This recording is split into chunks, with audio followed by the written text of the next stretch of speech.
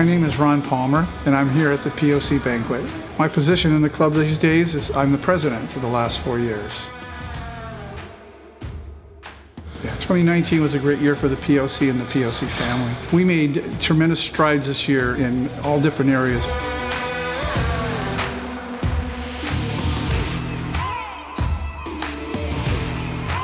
Name's Drew Waterhouse. For tonight, I'm going to be emceeing the event.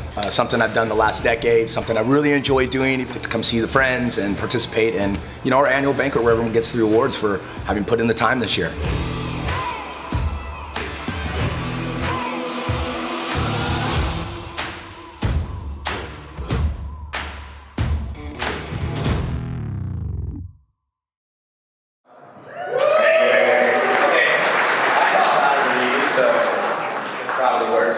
Okay, we gotta get something correct though. I am not a second generation driver. That's right, you're a first generation, aren't you? First generation. You understand this, right? Yeah.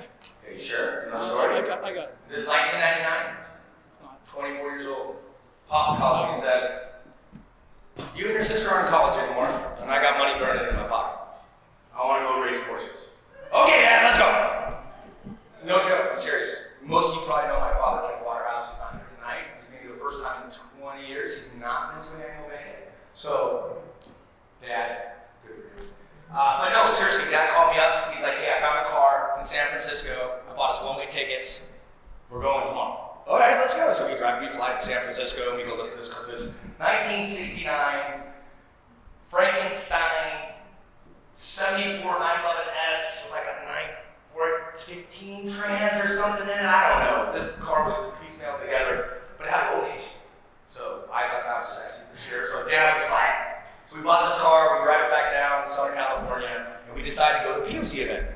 But we have a problem. The problem is my dad has a son, a daughter, and a son-in-law. So that's 4 of us. There's one car. What do? You show up and talk to Lori Taylor at a POC street event, which was Streets of Willow, if I recall, and this is like in 99. Don't age me. I am 41. Started when I was 16. Oh,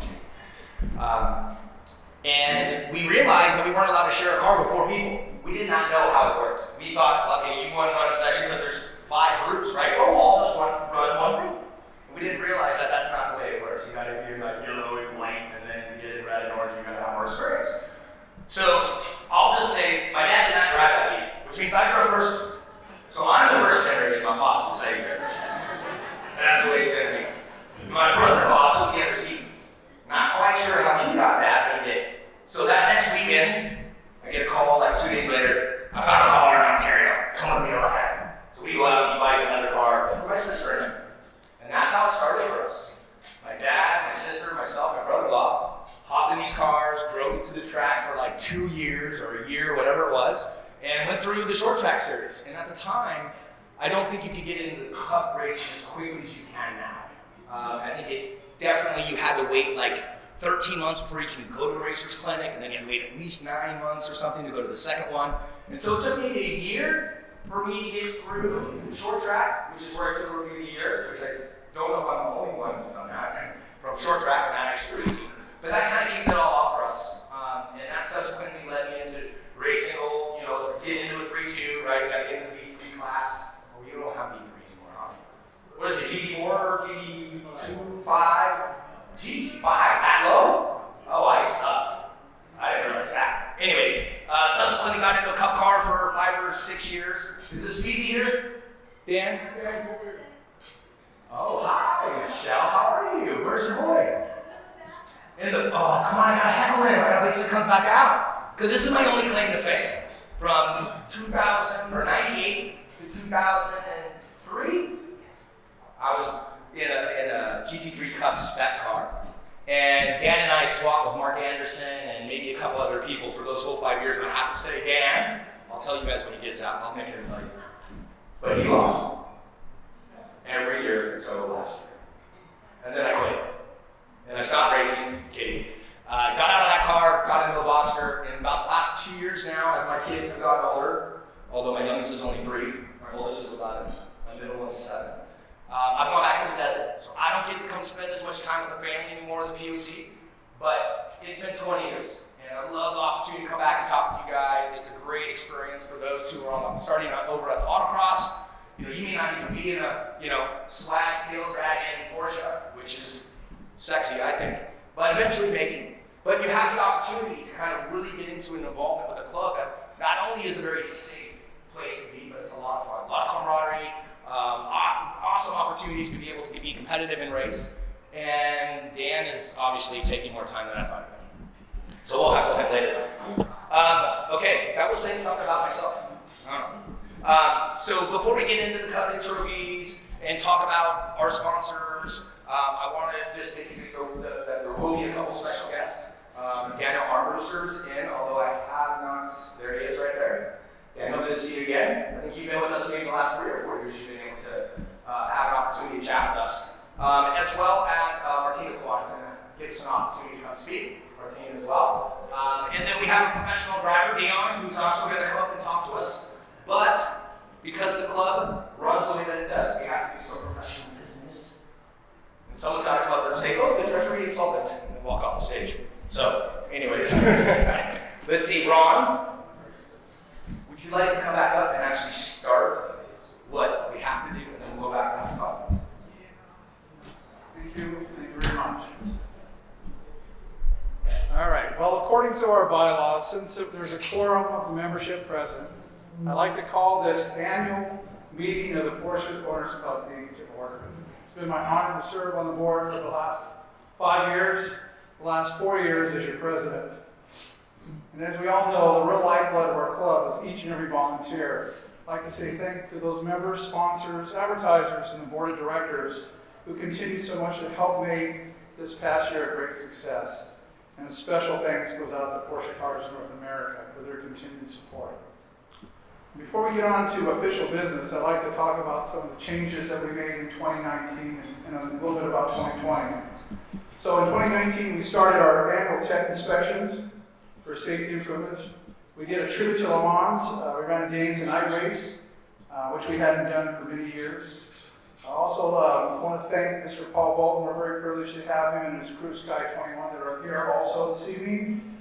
They've allowed us to do these short 3-minute videos that you may have seen on our YouTube channel. And by the way, we do actually have a Porsche Owners YouTube channel. We have automated our registration for 2019.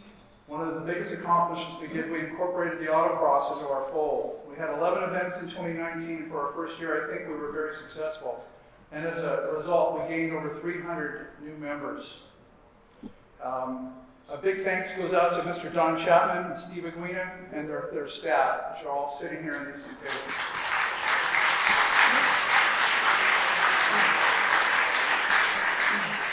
We need to support these guys.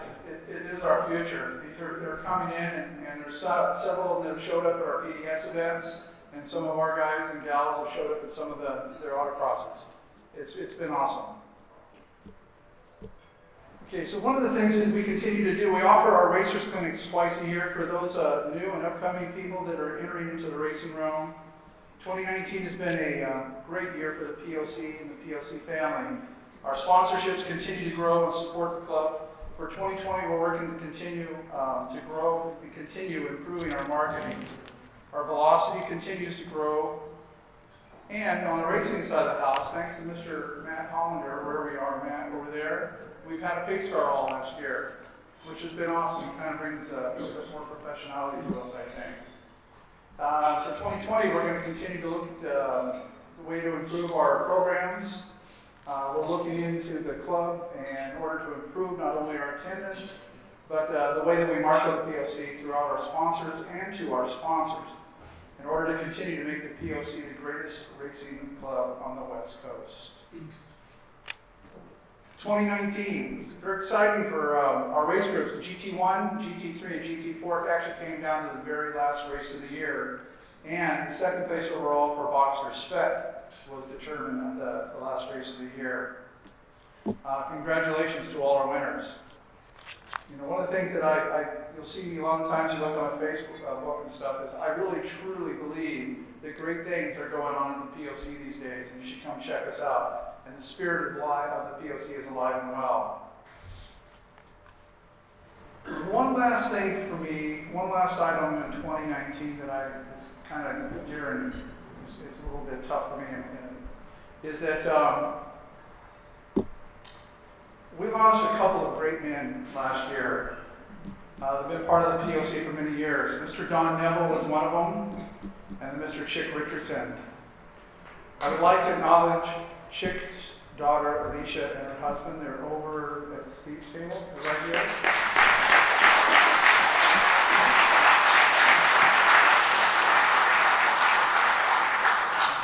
Thank you for coming. It's been a privilege to have you. Okay, so now, on to official business. Mr. Scott Craig and Nathan, would you please come up here? Branimir was our treasurer for 2019. I don't believe that he's here. Mr. Scott Craig will present the treasurer's financial.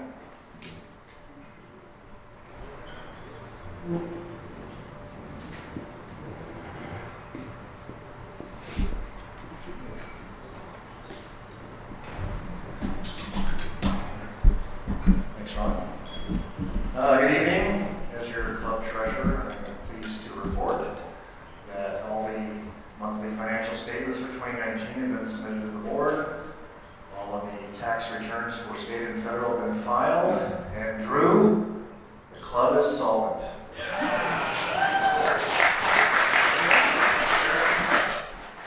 Scott.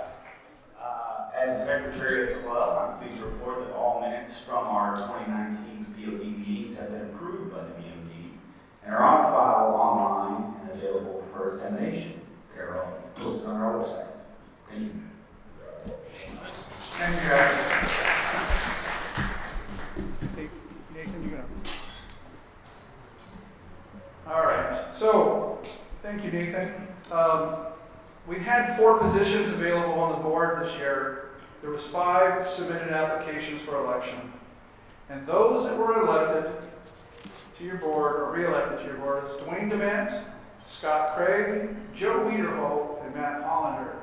Can I have you guys stand up so they can see who you guys are?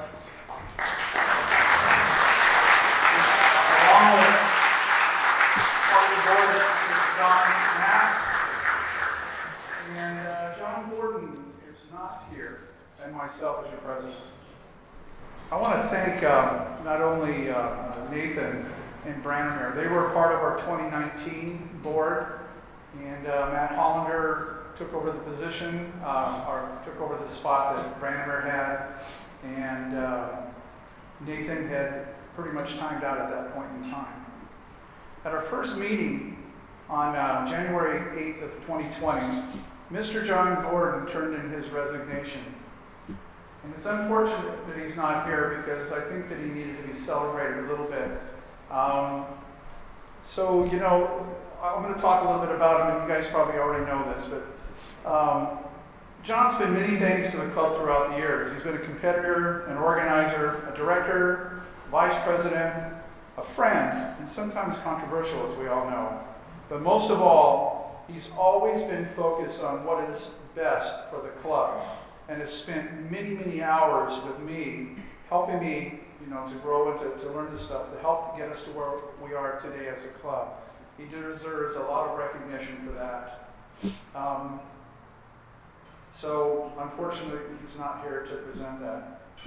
And so, with him stepping down, the board got together on January 8th. We went through the thing, and we voted to bring Nathan back on board to fill his seat for the rest of the year. And he was gracious enough to tell us that he would step up and stay with us for at least this year.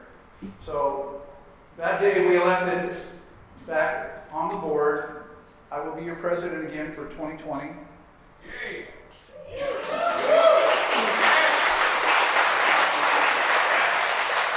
treasurer is going to be Scott Craig. Nathan is going to continue as secretary. And we've appointed the VP of Motorsports as Mr. Joe Wiederholt.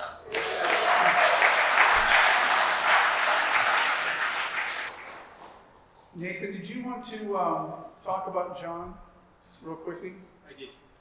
Good thing is this is on video, so we can watch it from video. Exactly. It's kind of a bummer that John couldn't be here tonight. we owe a lot to him. I just want to say a couple quick things about John. So when I first came onto the board 6 years ago, the club wasn't in the best situation.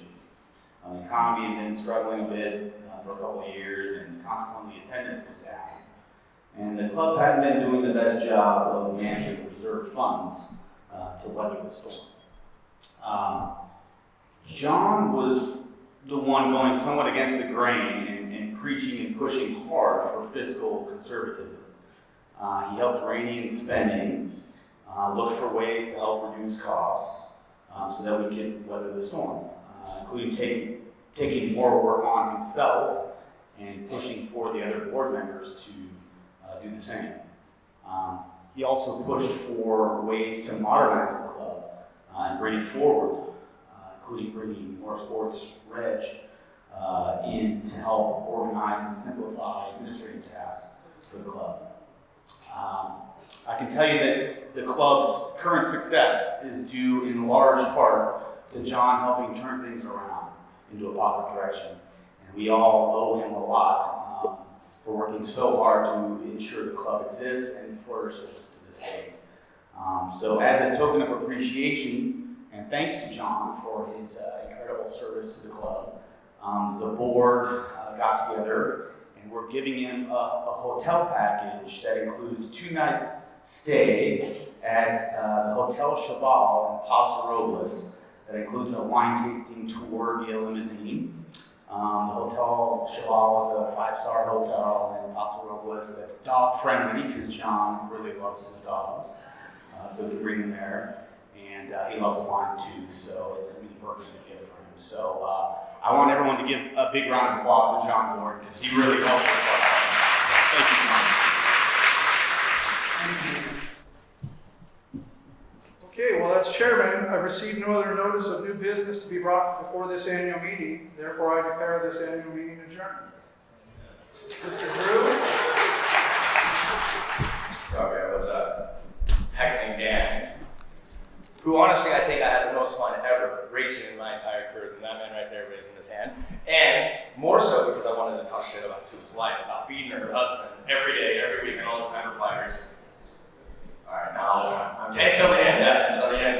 Yes, I will never forget the last weekend. You talk about how competitive this club is in its racing and how it sounded like GT3, GT4, second place in BSR were all decided in the last race of the season. Like, that's what this is about. That's why we do this, right? I mean, I'm not the most competitive or like, I'm in it to win and that's all that it is. Like, I don't know, Mike Masoldi. Where's he at? He's here, isn't he? Please tell me he's here. Oh yeah, I saw him earlier when I was talking about it. Oh, there he is. Hi, Mike. How you doing? Good. You're welcome. Hey, deservingly, right? I don't know, what do you got, like 4 drivers of the year now or something like that? Well, you put in the time and the effort, you can get there. But my point here is, though, it was that is a lot about what this is about, right? Is being able to actually be in a 10, I don't know how long it is now, but I remember being 10 months, like 20 races, something like that, and being able to come down to the very last race. I actually had an incident. I did not get a 13-13. Actually, I've never had a 13-13. Where's Wood? Right here. Or an incident. No, never, 20 years. Neither is my father. I don't know exactly what that's about, but I did get an incident in turn 1 on Saturday and tried to fix my car. Actually did fix my car for the race Sunday, but I made like 3 laps before I quartered the tire and I was out and I lost the championship for that year. So hands off to you for winning that one. And then I sold my car. I was done. I was out. Over. Maybe because the 997 started beating my ass, but other than that. Okay, all right, let me move on. Sorry. I like talking if you guys haven't figured that out. Okay, I'm going to go ahead and announce and speak a little bit about Dr. Daniel Armbruster. It's a privilege to have you again with us. Thank you.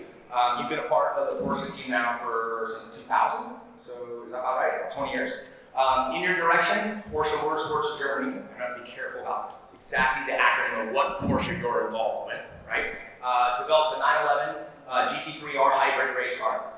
And then ran for the Fanfare 2010, 2011, and then most recently managed the Motorsports Quality Management Division in Germany. And then you assumed the position after your predecessor, Jens Wolfer, I got that right? And moved to Porsche Leipzig. I didn't pronounce that right, but don't blame me. Where he's the world director of sales and marketing. And then Porsche Club North America is in outstanding hands and experience from you. And I think we'd love to ask you to come up and spend a couple moments speaking to us. So please give a round of applause to Mr. Daniel Arnott.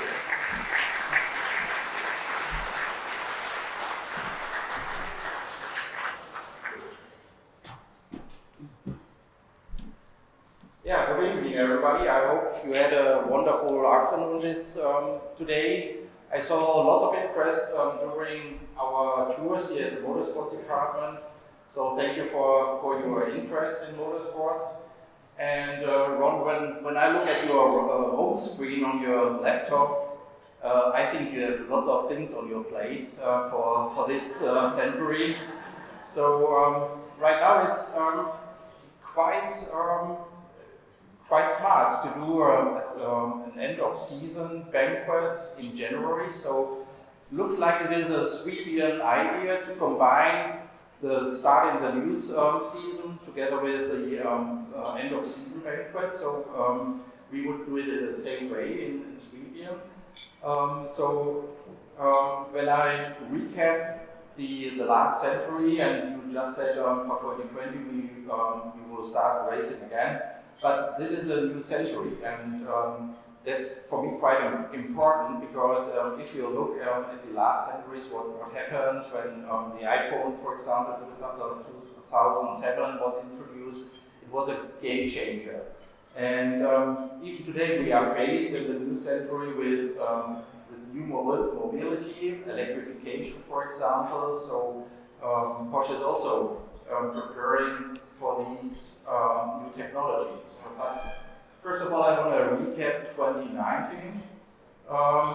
2019 was it was a really successful year for Porsche. We sold 280,000 cars, street cars, not race cars for sure.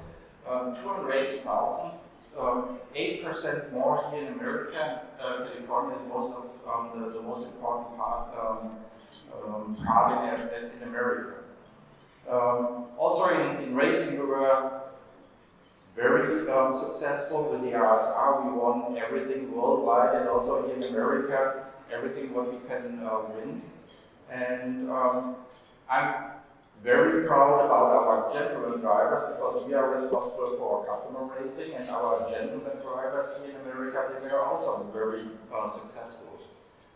Last year, at the Night of Champions in Weissach, we celebrated all our champions, and after 17 years, we got an American gentleman driver, Alan Brinkhoffson. He won a Porsche Cup. And that's a trophy, probably not everyone is aware of it. It is a donation of the Porsche family when customer racing was started. So a very high-ranked trophy for customer racing. And after 70 years, it came back to America.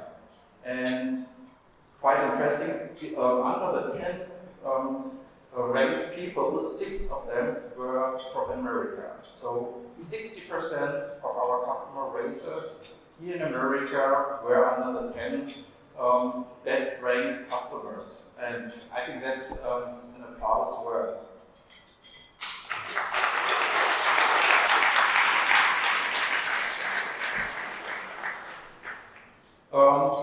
I mentioned it's a new century, and we are faced with huge changes in mobility, for example, and I think even there we are well prepared. Last year we launched the Taycan, the full electric Porsche car, and also in racing with the Formula E, we started the season with our new Formula E race car, and already in the first race we could achieve or gain a podium, and that's for this new technology right from the beginning, a very good success. And also during this year, we are still fighting in the electrical racing arena, and I think, and fingers crossed, hopefully we will also be very successful.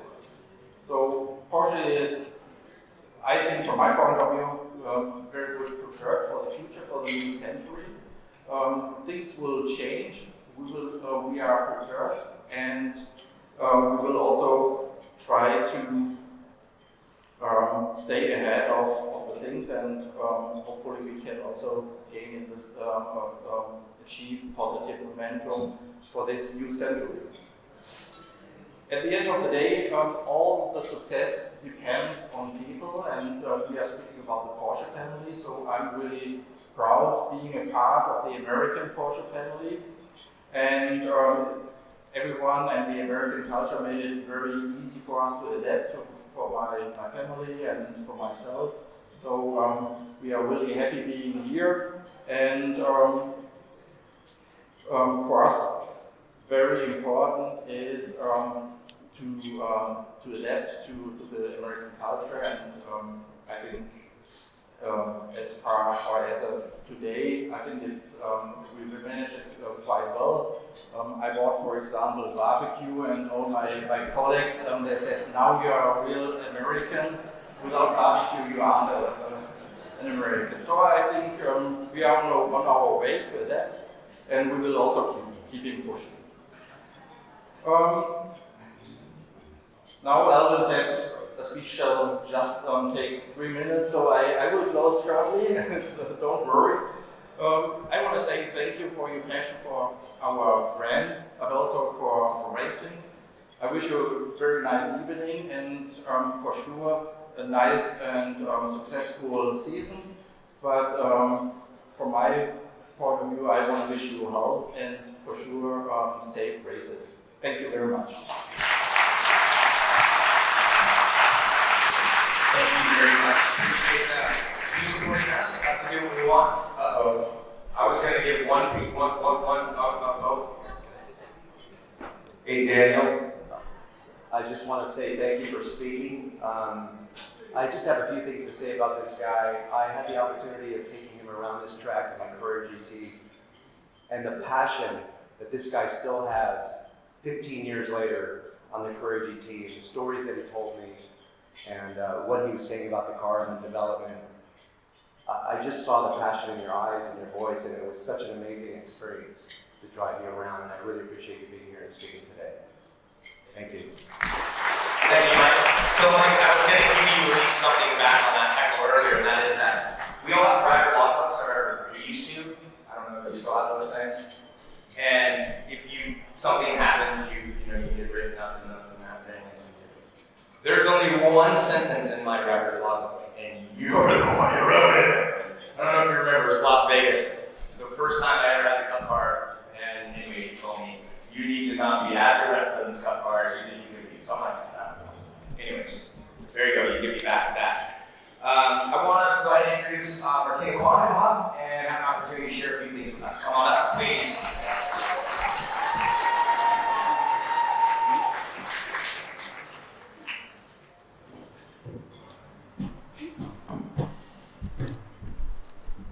Good evening, everyone. When Ron Palmer and I first talked about me speaking, the first thing he said was, "Martina, promise me you won't go on and on about how much you love Dwayne Event." The truth is, I want to express tonight how much everyone in this room means to me. So yes, of course, Dwayne Event and Vision Motorsports were a huge integral part of where I stand today. However, it is all of you in this room that makes the difference. I've never felt a greater sense of warmth and family than in this club, and it warms my heart that this sport of racing has brought together fathers and daughters, fathers and sons, boyfriends and girlfriends, sisters, mothers. You name it, we have it here in this room. It is all the warriors in this room and the fierce competition provided that makes Porsche Owners Club known as club racing at its best. And I know that the one warrior who could not be with us here tonight, Chick Richardson, is looking down on us.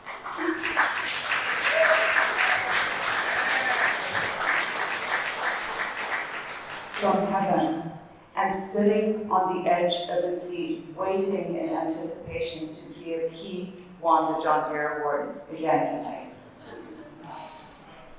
2019 was one of the funnest years of my life. How could it not be? Driving not just one, but 2 race cars. I was approached to drive a season in the incredible Celine S1.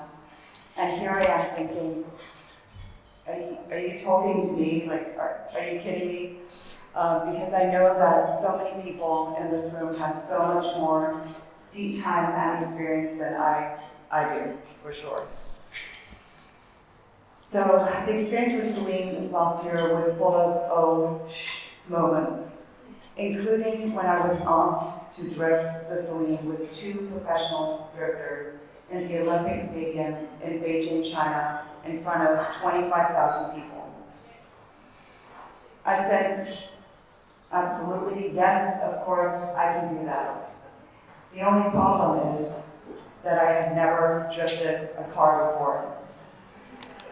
So I had to quickly figure out a way to learn how to drift a car. So the first thing I did was call my female stunt driver friend, Susan Perkaiser, who's here tonight. And I was like, Susan, what do I do? Like, I have absolutely no idea. Please, help me. She suggested I take a real stunt driving school class and gave me some excellent tips as I furiously wrote down my notes. And after we hung up, I looked at drifting videos, but the thing is, there really was no time to take the class. So right after Portland in July, I got on a plane and flew to China, and as soon as I arrived at the Intercontinental Hotel in Beijing, Gabriele Kajinger, Director of Motorsports and former FIA Technical Director, said in his Italian accent, Martina, we have a problem. We will not be able to drift in the Olympic Stadium. So, of course, with a somber face, I said, oh wow, that's really a shame. But to me, it was I could feel the huge relief coursing through my veins. Before Portland in China in May, a few weeks after being approached by Celine, we had our first test day at Thermal. The car, the S1, is an incredible race car in all its raw strength, agility, horsepower, and turbocharged engine. I remember getting into the Celine and feeling, quite frankly, a surge of paralyzing fear. What was it about this incredible machine that frightened me to the core? What was it about this race car that prevented me from driving it like my 911? It took me a few months to identify the fear. On August 15th, we were going to do a test day at Buttonwillow to practice for the second race of the season. I woke up that morning and finally realized what was making me fear the car.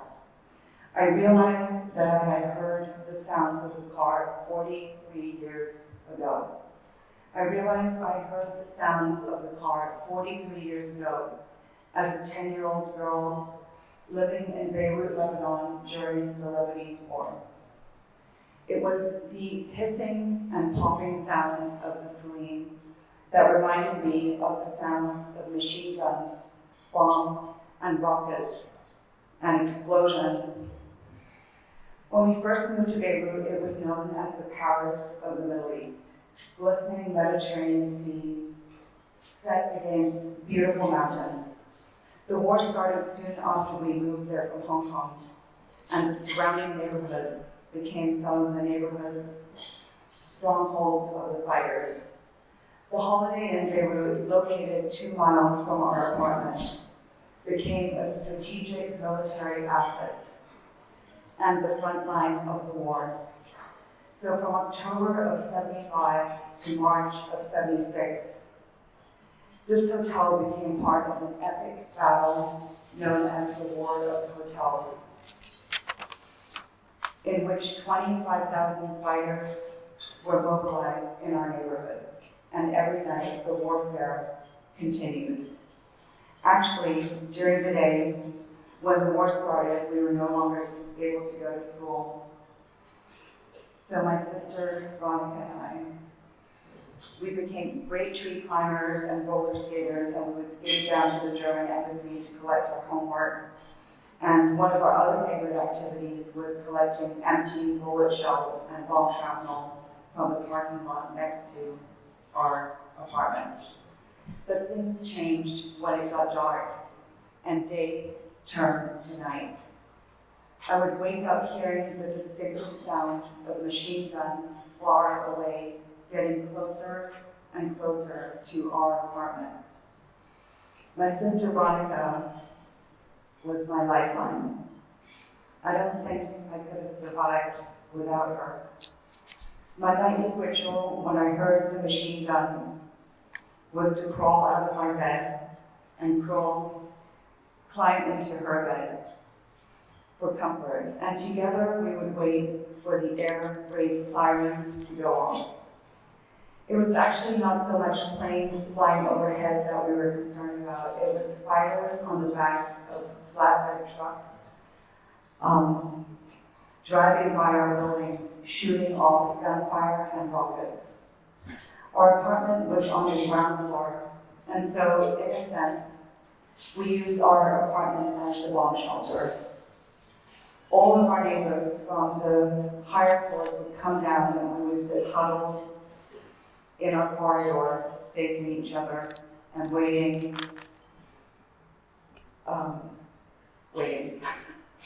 The thing about the weapons used in Lebanon is a lot were handmade, and were far more unpredictable in their action and direction.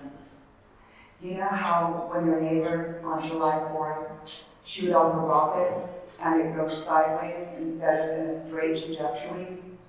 Well, this is how it is with the real rockets, the real handmade rockets made in Lebanon.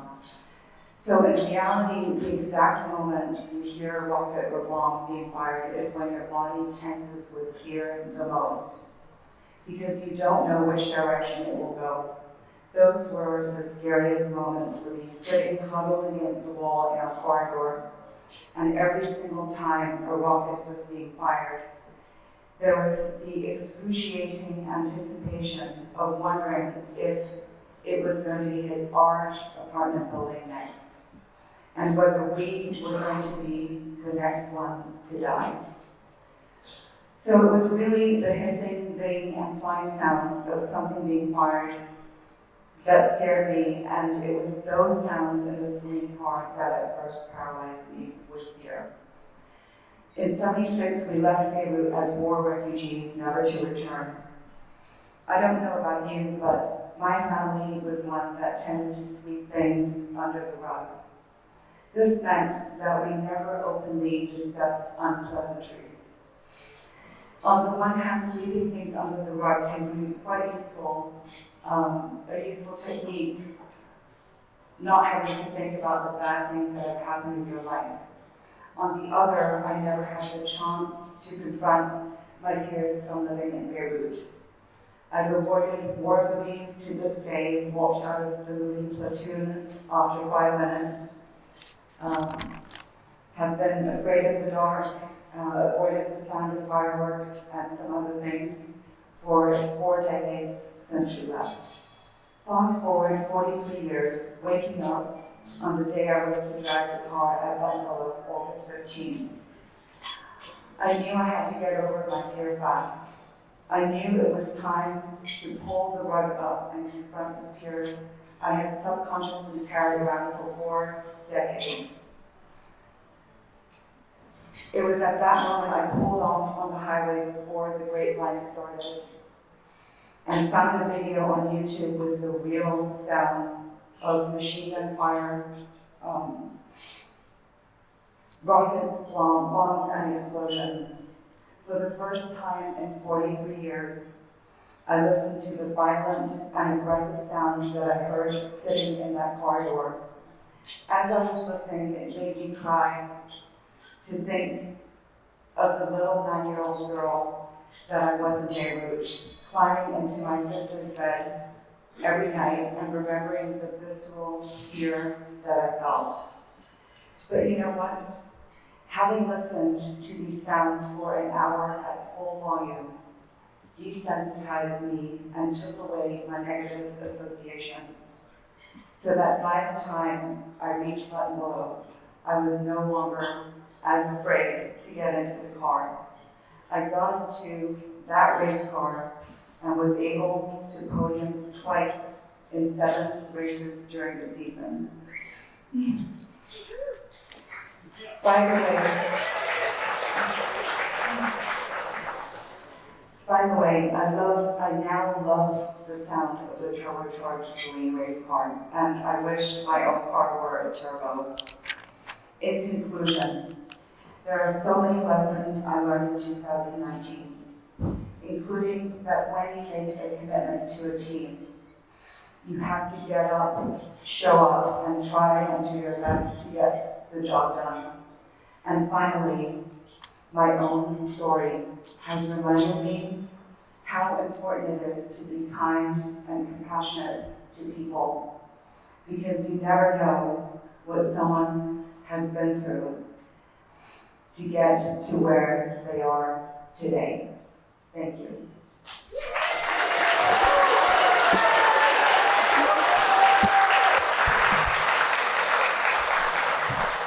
Thank you, Martina, very much for sharing that.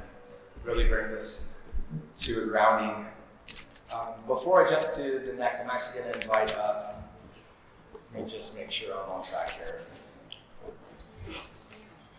Right. Actually, I'm going to introduce Dion real quick. So I'm going to take one shot at this. I'm going to introduce a professional racer who's going to come and talk to us tonight. I'm going to read out a couple of statistics. Dion von Moltska. Close, I get it? Yeah, good enough. No one will know, just a guess. Look, some of the accomplishments are a couple wins at Sebring 12-hour, a Daytona 24-hour win, multiple poles, podiums in the 2015 GTD Championship, as well as an out young driver for the DTM test. So please give a warm welcome to Dion. Dion, come on up.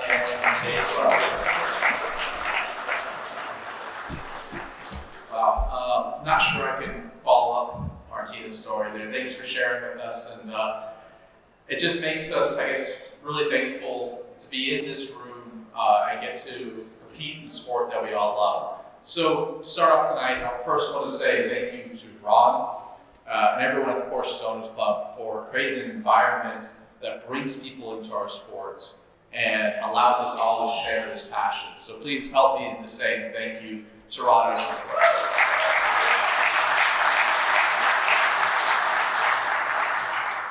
I also want to thank all of you. There would not be a professional side of the sport. There wouldn't be a sport if it wasn't for every single person in this room and the thousands of other people that choose to go to the track every weekend, even though only one of us really leaves the weekend happy at the end of it.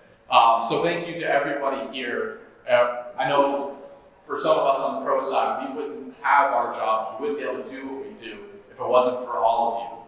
So thank you, I appreciate that. As I was kind of figuring out what did I want to talk about tonight, I was going through my career and some of the ups and downs and emotions that came through it.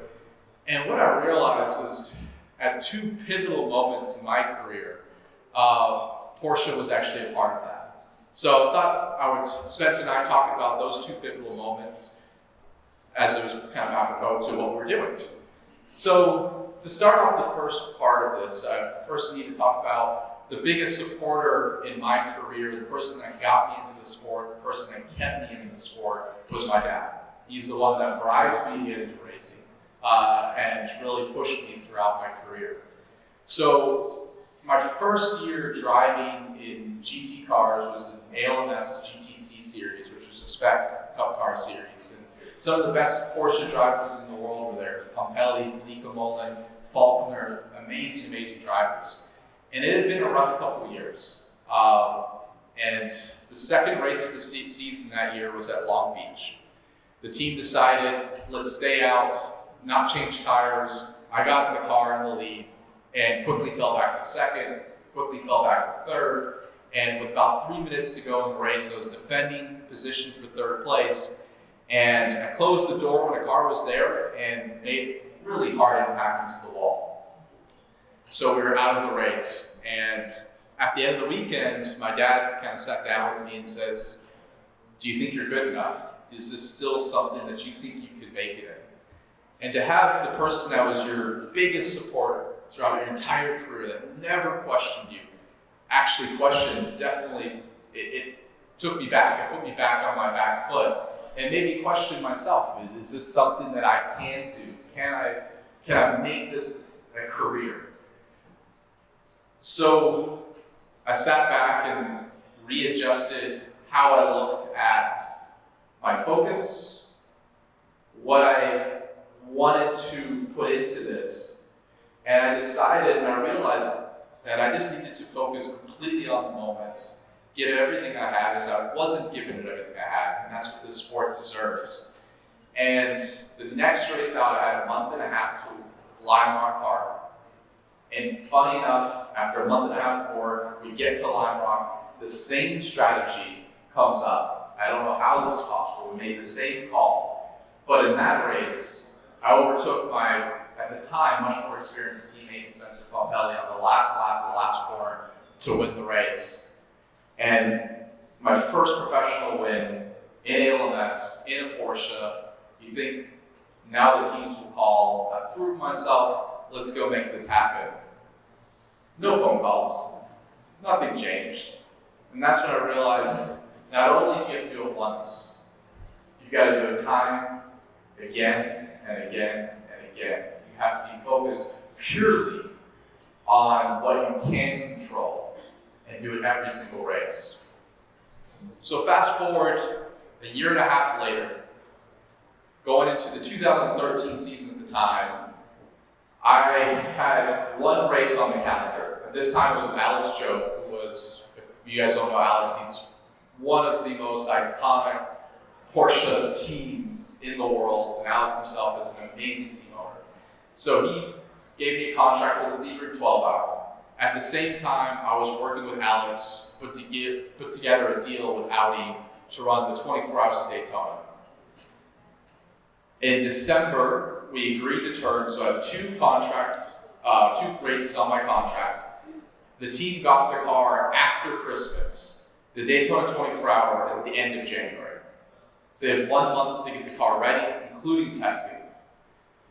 We show up to the race. I was lucky enough to be hired for this, driving for Audi with Alex Joe at the biggest race in the United States. It was Audi's first factory presence. They gave 3 teammates that were LMP1 drivers, DTM drivers, the best drivers in the world.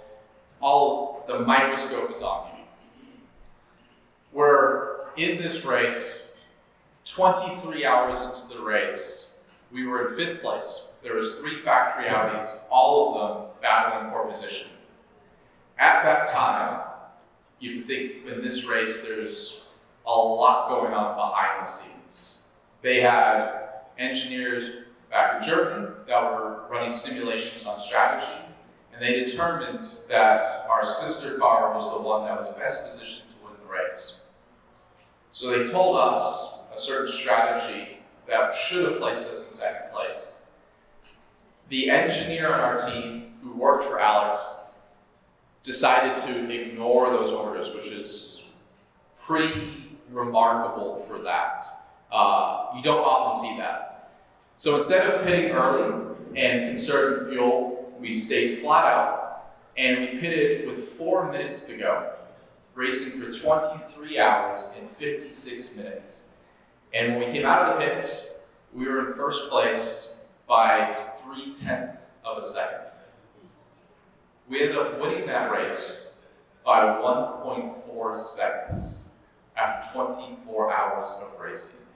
And you see, it came down to not the drivers, but the people behind the wall and the execution to be able to make a split decision and stick within the team. So we just won the biggest race in the United States, driving for a manufacturer, driver's dream.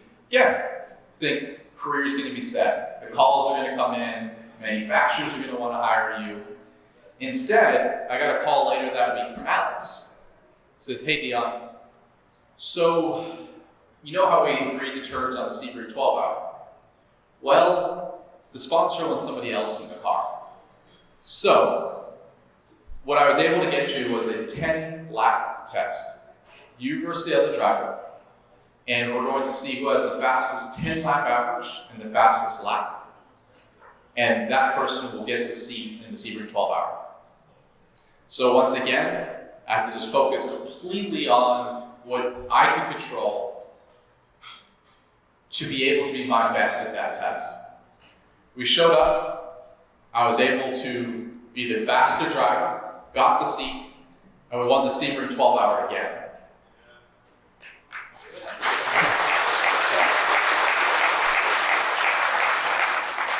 After winning Sebring 12 hour twice, still a lot of silence. But finally, after 2 months of waiting, 3 weeks before the Long Beach Grand Prix, where I previously had probably my lowest low as a driver, Flying Lizard Motorsports called me, which is at the time the preeminent Porsche team in the United States, and brought me on board, hired me as a full-time driver, and went on and actually podiumed at that Long Beach race, my first race with them. So throughout all of this, what was important was the ability to clear the noise, to focus purely on what you could control. And that's what brought me back to enjoying the sports and actually brought the enjoyment. So what I hope for all of you this year and in the future is to be able to do that, to be able to focus purely on losing yourself in the moment behind that wheel of the car. That's where our joy, that's where our passion for this sport comes from. And that's also where improvement comes from. So thank you all for being here tonight. Thank you again for what you do for our sport, for sharing our passion. It's an honor for me to be here with all of you. Best of luck for 2020, and look forward to seeing you guys at a racetrack soon.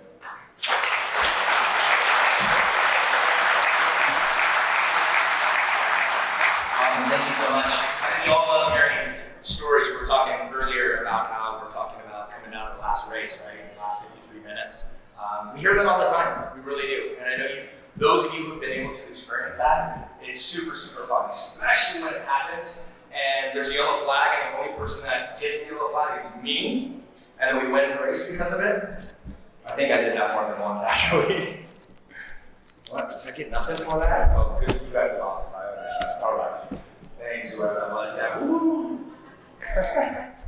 Okay. I want to take a moment to recognize what is probably the foundational core of what all of us, at some level, must participate with. This is a volunteer club, right? And so, in order to actually win a season championship, you have to participate in giving back to the club. And so I just want to take a moment to just recognize quickly a couple of groups that put a lot of time and energy into the club. Granted, there's a lot of us that give time. There was times where I gave every single weekend for many, many, many years. And I think that we all kind of find our place in what we want to do and or what we get asked to do or what we enjoy doing. And so I just want to recognize both by applause. So the competition committee, we also have e-velocity, they work on e-velocity and the yearbook. I'm going to ask actually John Wright, to come up real quick and ask that you bring up your group and so we can have a quick recognize you guys for what you guys have done to give us the chance to do what we like to do, right? Because without you guys, this doesn't work. We don't get to go play on the weekends. So if you would call up your group. Yes, thank you. So guys, when you think about the competition committee, you're probably thinking, those are those people that go watch my videos when I have that incident and they have to decide what my punishment's going to be. But we do a lot more than that. We assist in car classing. We are looking at reviewing results. We're impounding races. We're running the scales. And of course, we're reviewing your incidents. I want to personally thank all the committee members that helped this year. Those members are, and please come up so we can take a picture. Dwayne Dement, Scott Craig, Nigel Maidman, Matt Hollander, Nathan Johnson, Valley Pretzku. And this year we also had 2 junior members that are kind of learning the ropes to break their way to the comp committee. That was Steve Town and Martina Kwan.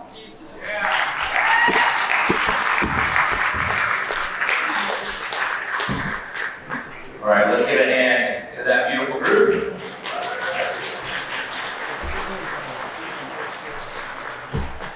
Okay, I'm done. Yeah, I think one thing we're really missing in these banquets are good shows. So I grew up in Pennsylvania.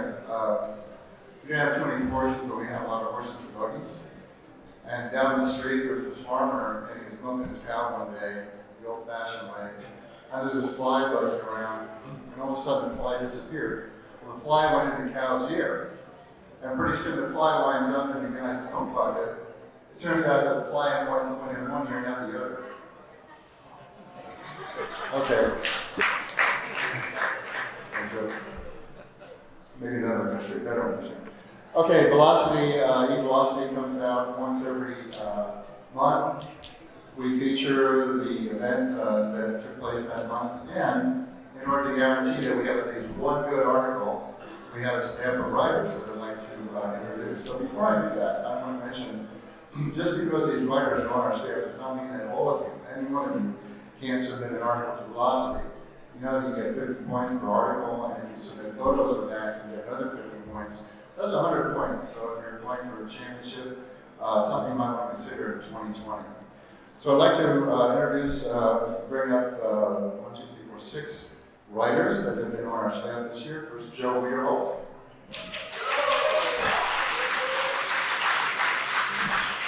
I should bring up 5 because Andrew Wayman, who is not here tonight, is also on the list. Karen Robinson. Rachel Mason. Anna Podescu. And our latest member, Robert Pendleton. You're welcome.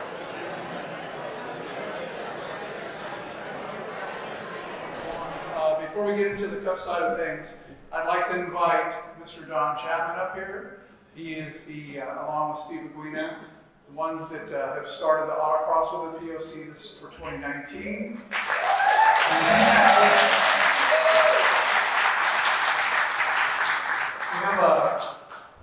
We do things, they've done things a little bit different this year with them. They get jackets. And Don is going to call out the winners, and then we'll decide on how to give them their jackets.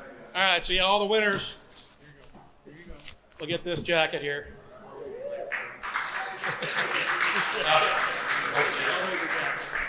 All right, thank you guys. It's been a long evening, so I'm going to try and make this real brief here. We're really proud to be standing up here and talking to you about our new autocross program. It was about a year ago that myself and Steve Aguina and Bob Schuessler and our very patient wives and a few others were meeting at each other's houses and spending countless hours on the phone trying to discuss what we could do with our beloved autocross program. That Steve Aguina I call the godfather of the autocross.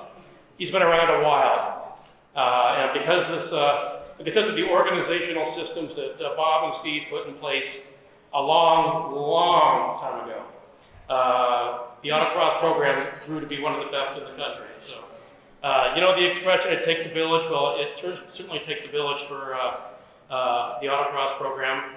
Our team is having to show up at Oak Dark 100 to set up the track, grid, timing equipment, registration, tech inspection stations. Our autocross team stays behind well after the event has ended to help pack everything up and put away the equipment. The autocross team meets monthly to go over previous events and improve and plan on upcoming events. The time and dedication volunteered by every team member is truly inspirational. And at this time, I would like to give a special acknowledgement to Karen Guthorn. Karen, if you can stand. Karen is our registration overseer, implementer, facilitator, and truly the backbone of our autocross program. And we are truly blessed to have her, and she's been amazing, so thank you. I would also give a quick thanks to the rest of the autocross team. If you want to stand real quick, Storm Hagan, our safety chair, Seth Hodath at equipment, Dennis Wolf, our corner working chair, Greg Noss, our long-standing chief driving instructor. We've got Art Haney, who's going to be taking over for driving instructor next year. We've got Tom Forensis at track setup and design. We have Alan Ward, Brian Cooner in tech. Randy Gonzalez, Robert Joe and Octavio in timing. And my very good friend Eric Udai, who volunteered to be my co-chair at the beginning half of this year. And Michael would come on up. Michael Ost, the new co-chair for 2020. I would like to also offer my heartfelt and very special thank you to John Gordon and to Ron Palmer for believing in us, and the POC board for supporting our program. Thank you very much, appreciate it. Also a special thank you to GMG for their autocross series support for 2019 and their continued support into 2020, so thank you. Truly, if you want to be, you want to drive your Porsche, there's only one club in this country, and probably the world, that can do it like we do, and it's POC. So we're very proud to be a part of the POC family. So thank you very much. Okay, so I truly hope you'll come out and join us and test your skills at some of our autocross programs coming up next year. We're going to have a busy schedule, and it should be a lot of fun. So Michael Ost, the co-chair, will come up here and help me with the autocross awards. And as I read your names, come on up because we want to get your photos. The jackets are all in the back, so we'll get you the jackets as soon as we're done. You just walk over there, I'll get you the jackets. Okay, and the very first award, which is not, I believe they're over there. We're looking for a Top Gun award, and we have a. So we have a. Just one real quick moment. Don's whole lot, he's run this program for the last couple of years as the chairman. He was instrumental in stepping up when we were signed on with BOC. He's just done a great job, and I think we have 3 tables here, a lot of us people that are all thankful for his efforts. Thank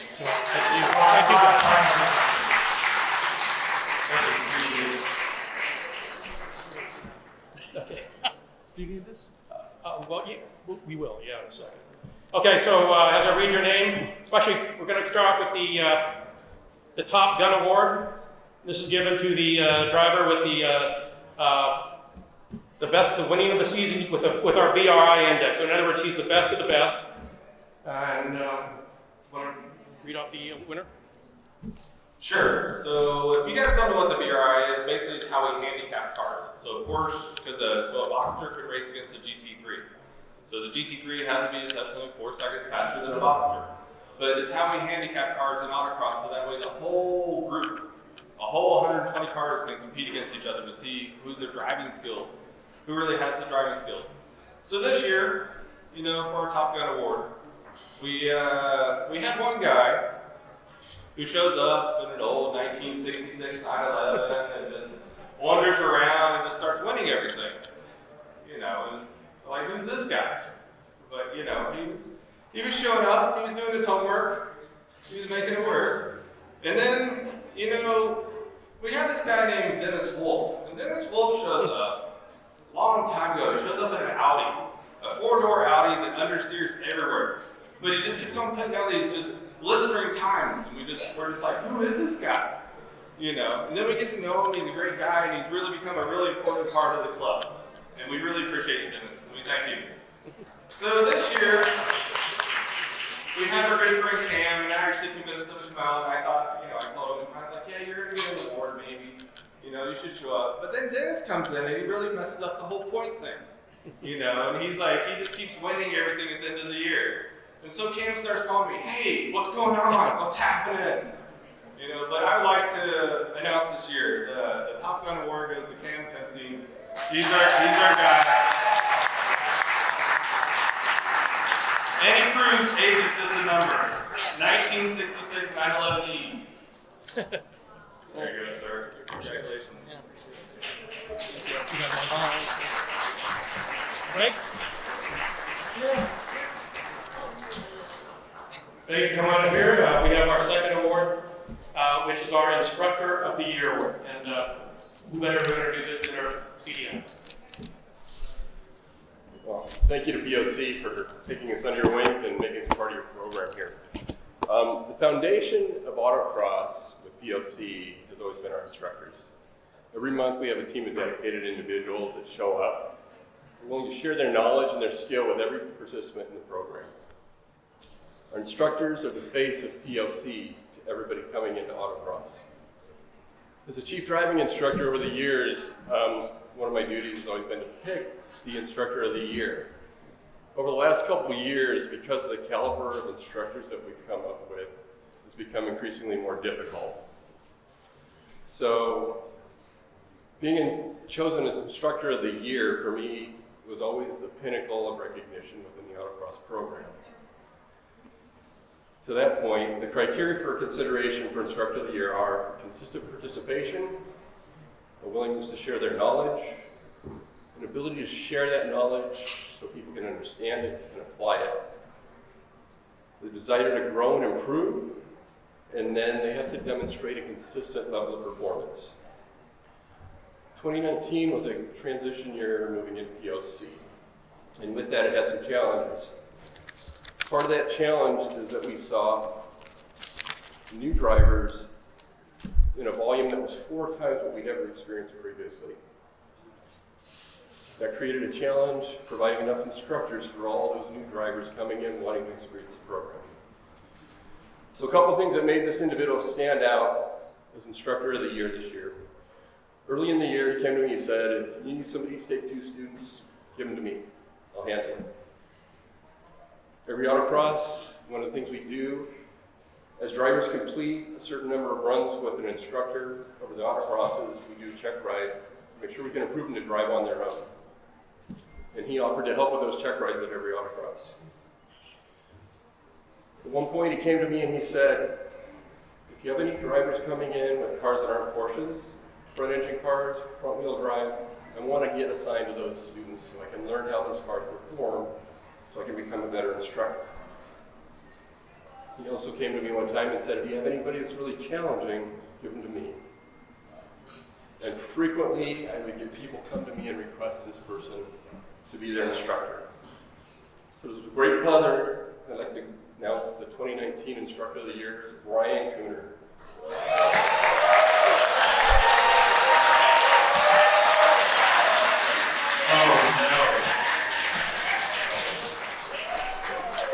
Right.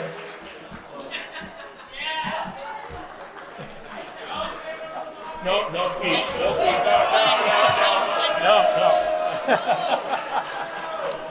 I grew up in Alabama, and, you know. Thank you. Thank you. Yay! Thank you. Come on, get in here. One more. All right. Okay, that's enough. No, one more. Thanks, Don. Oh, give me a fist bump. All right, and one last award here special is to the CDI. He's stepping down, as we said, our team taking over next year. And here's your jacket for all your help and all you've done for our program. It's really helped. Thank you very much.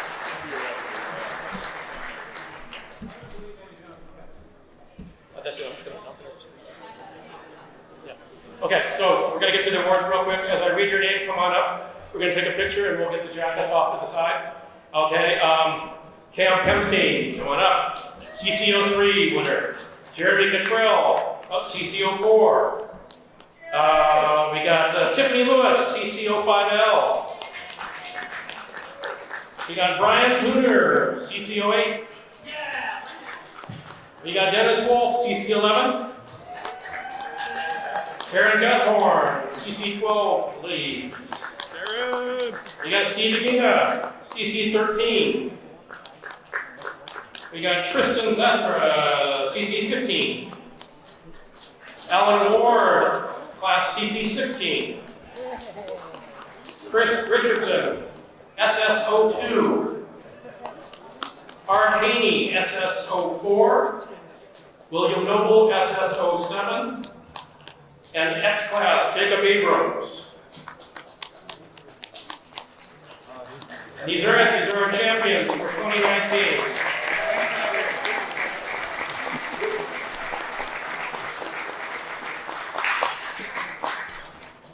Get out of here. Get your cat. Okay, Jason Whitlow. We're done.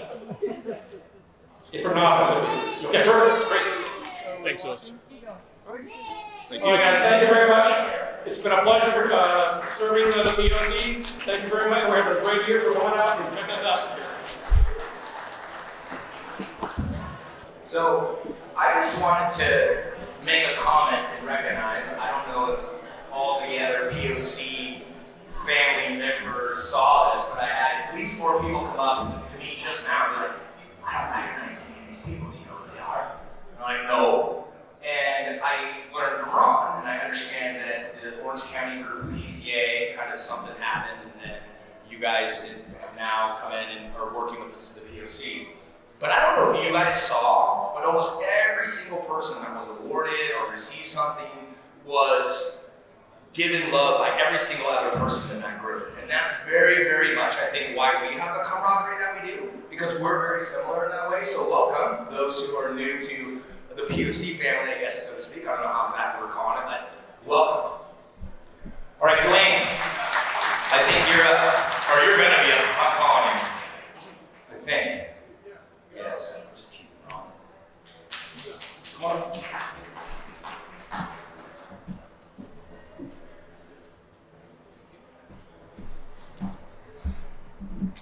I'm here just to give out the time trial and cup racing awards for the season. I'm not doing a speech. So we're going straight to it. Time trial. For this year's time trial awards, GT3, first place, Evan Bonatti.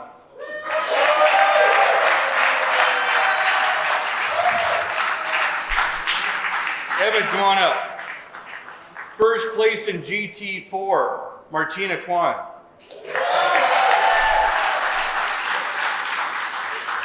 First place in M4, Ryan Moore.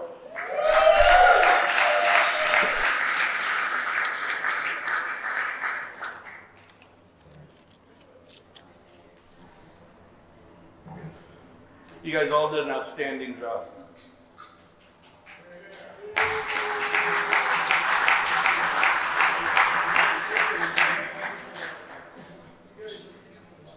In the same fashion, we're going to move on to Red Race Group.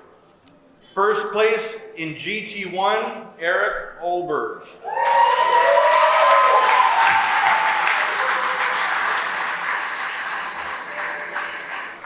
Second place in GT1, Charlie Persico.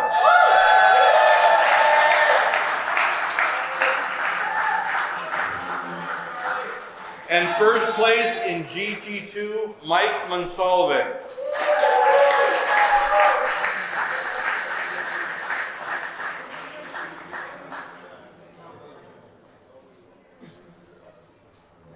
Again, it was a hell of a year watching these 3 guys race up front.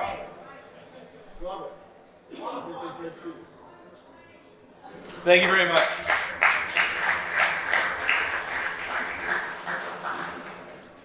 Our next group would be GT3. First place, GT3, Dwayne Selby.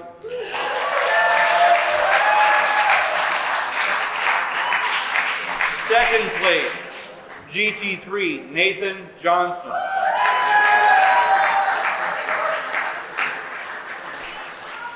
In third place, GT3, Evan Bonatti.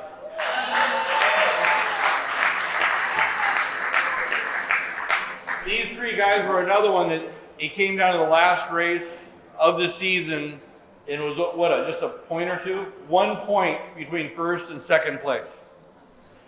Great racing, guys.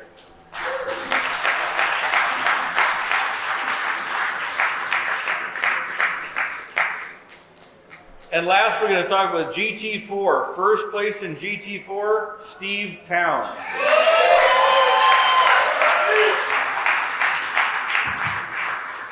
Second place in GT4, Brad Keegan.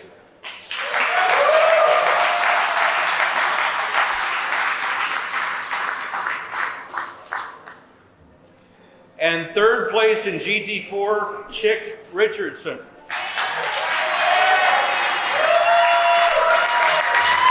His daughter, Alicia, is here to receive.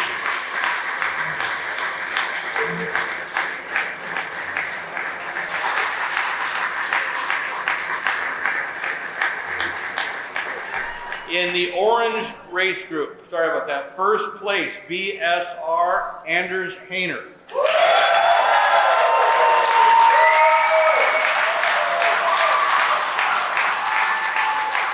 Second place, BSR, Gene Siegel.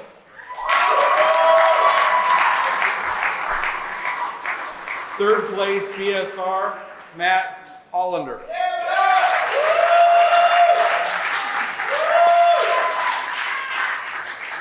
Again, very, very close racing through the season. I do believe that. So I did hear that this came down to the last race, right, between Matt and Gene. I want to know, was it a fair last race, Matt? Last race fair? Fair? No comment.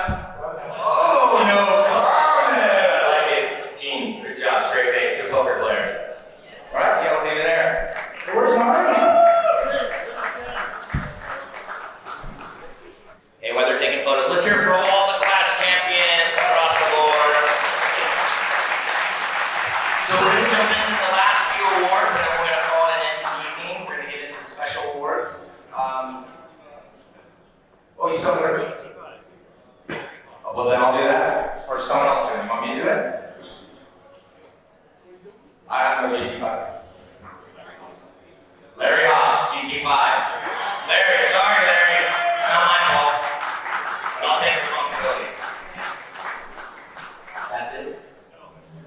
For what class? Help me out. Oh, GT7, I see it. Okay, first place for GT7 is William Burke. William here? Come on up, William, where you at?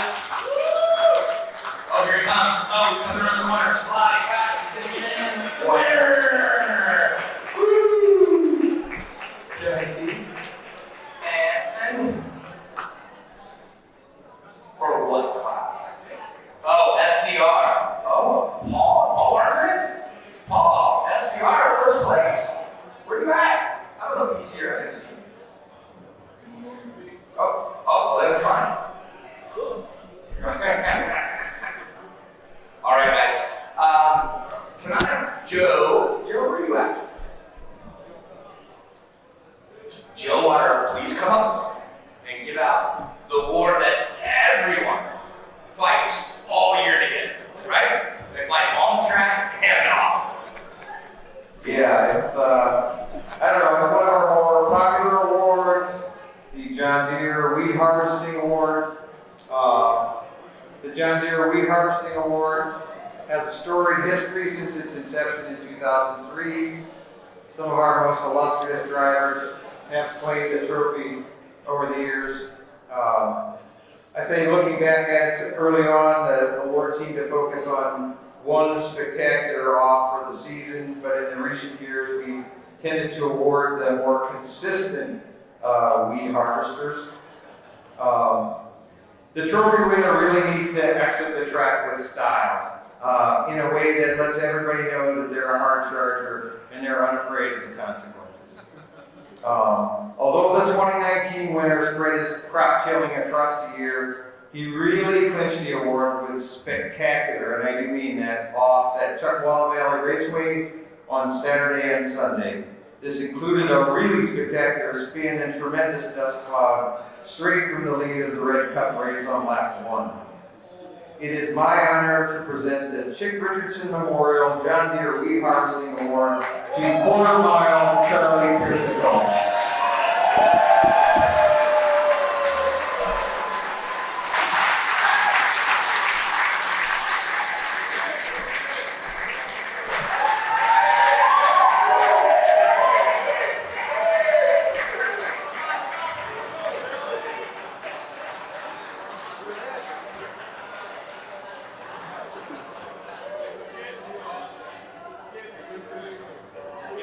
It's happening.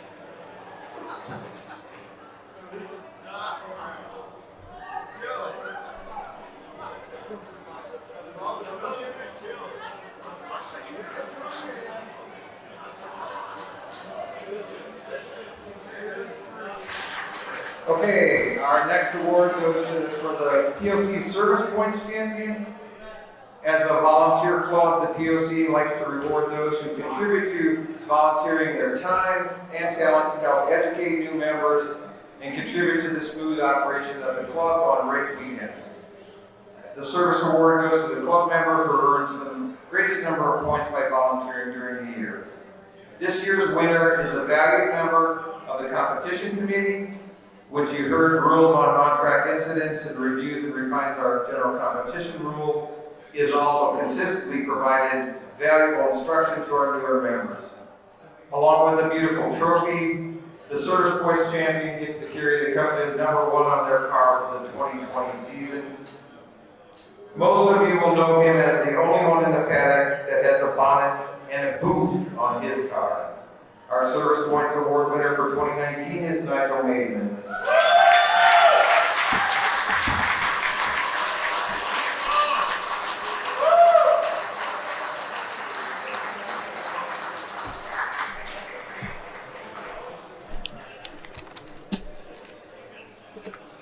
Then I'll do 2 more. The Most Improved Driver Awards and Rookie of the Year. Our next award is for the POC Rookie of the Year. Our Rookie of the Year joined one of POC's most competitive classes, GT3.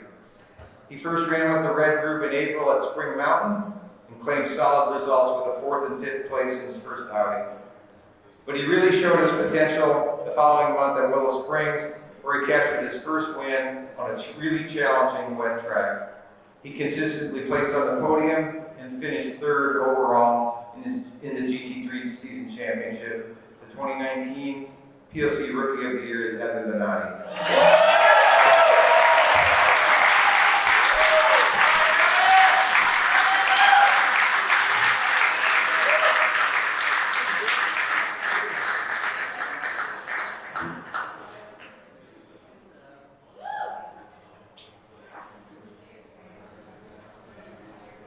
Okay, and then the Most Improved Time Trial Driver of 2019. They dominated the Modified 4 class, winning 13 out of 15 events, never finishing lower than 3rd place. He had consistent performance across all the tracks, whether it's the twisting streets of Willow or the high banks at Auto Club Speedway. The 2019 Most Improved Time Trial Driver is Ryan Moore.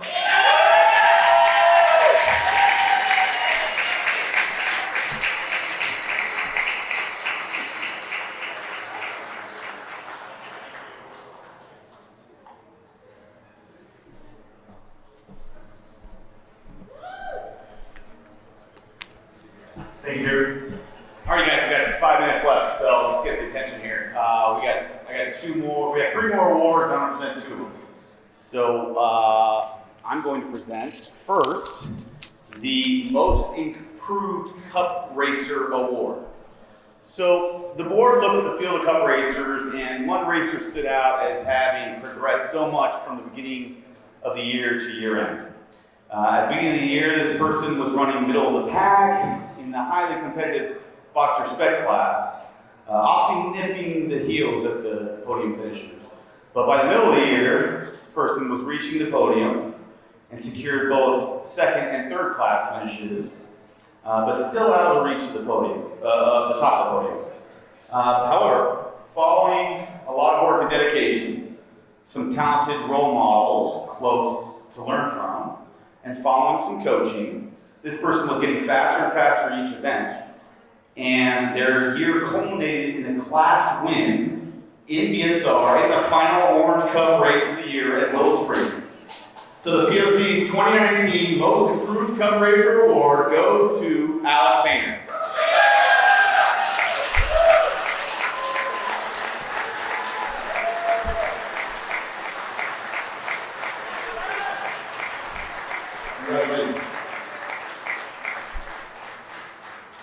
So the board had a relatively easy time selecting the Driver of the Year award this year, considering this driver's outstanding performance in 2019.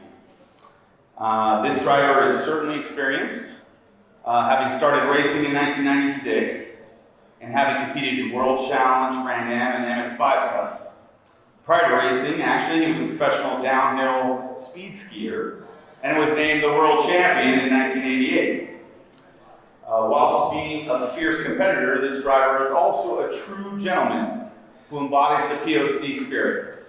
He respects his fellow competitors on track, leaving them plenty of racing room while engaged in battle, but also operates as a humble gentleman in the paddock. And I regularly see him sharing his racing knowledge with his competitors in an effort to help them get faster. Competing in the club's extremely competitive spec boxer class, he managed to stand out in an extremely talented field of drivers at the sharp end of the BSR grid this year. And his talent and consistency came together with an incredibly impressive stats for 2019, and here they are. He earned a total of 504 competition points over a 28 race season, nearly 100 more than the runner-up. In 25 race starts, he podiumed 23 times, with 14 wins and 5 second-place finishes, handily securing the BSR championship. On top of that, he obtained the POC's BSR overall track records this year at Chuckwalla clockwise, Buttonwillow clockwise, adding to his former already overall track record at Buttonwillow counterclockwise. And finally, at Willow Springs, the big track, in May, where he set down a blistering 130.713 in BSR, which is a flyer, to say the least. So, given this truly standout performance this year, the 2019 POC Driver of the Year is Anders Hanger.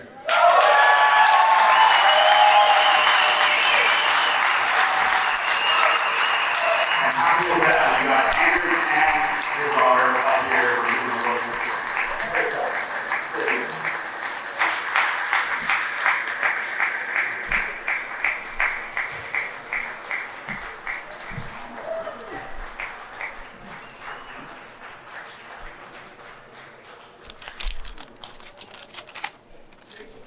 Let's give a round of applause for these company awards. I'm going to invite John Lemire up to give out the Member of the Year.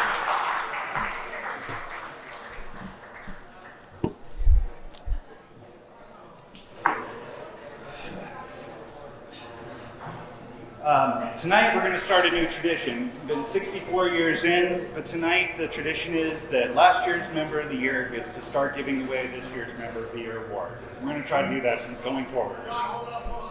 Gotcha. Sorry. It's my privilege to present the Porsche Owner Club Member of the Year Award for 2019. What can you say about this award recipient? They've dedicated uncountable hours and time and effort helping the club move forward. Last season, they only ran one event. Selflessly still showed up to every other event to make sure we all had a great weekend. This person's been on the board of directors for many years.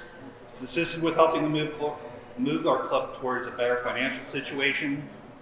A big piece of that has been working with our sponsors and bettering those relationships. He came up with the idea of how to improve our track check-in process and our online results site. And then he found the correct people to go get the job done and realize his vision. He's the first person to listen to you, no matter what your issue is. But he's also the first person to tell you if you don't like the way it's being done, get involved, change the way it's being done at the POC.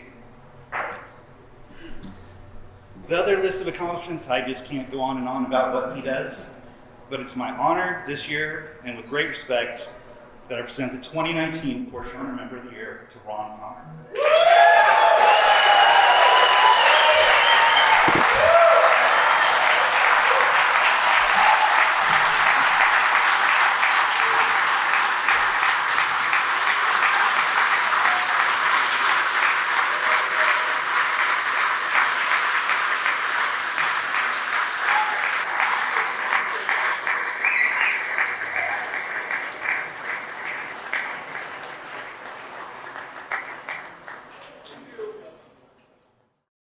No, we welcome everybody into our club. You don't necessarily need a Porsche to come. We find that most people do end up buying a Porsche after times. Great things are going on in POC these days. Come check us out and you'll find out what's going on and you'll be a part of it.